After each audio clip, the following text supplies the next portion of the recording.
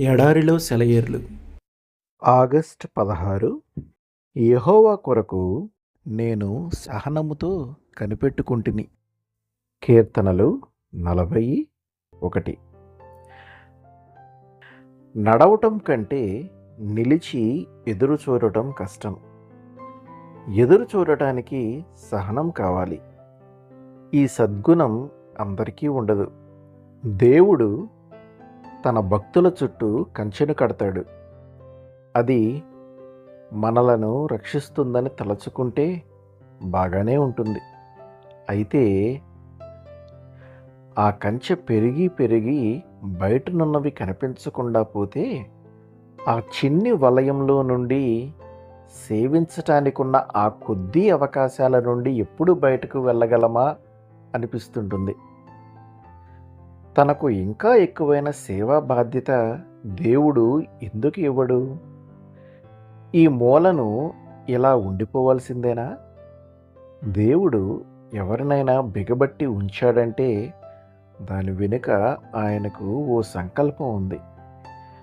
నీతిమంతుని నడకను స్థిరపరిచేది యెహోవాయే అని కీర్తనల గ్రంథంలో ఉంది. ఈ నడక అనే మాట దగ్గర జార్జ్ ముల్లర్ తన బైబిల్ మార్జిన్లో నిలుపుదలలు కూడా అని వ్రాసుకున్నాడు. దేవుడు వేసిన కంచెలు దూకటం మనుషులకు ఏమాత్రం క్షేమకరం కాదు.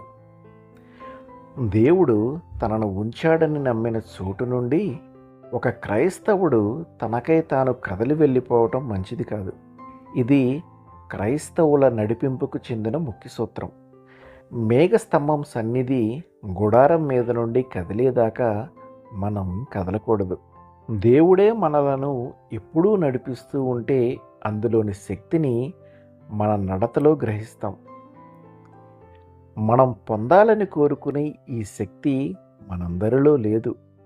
కానీ మనకు పురమాయించిన ప్రతి పని కోసము దేవుడు తగినంత శక్తిని మనకిస్తాడు. కనిపెట్టటం, నాయకుణ్ణి అనుసరించటం, ఇదే శక్తిలోని రహస్యం. విధేయత చూపకుండా మనకై మనం చేయబూనుకున్నది ఏదైనా మన కాలము, బలము వృధా చేసుకునే ప్రయత్నమే.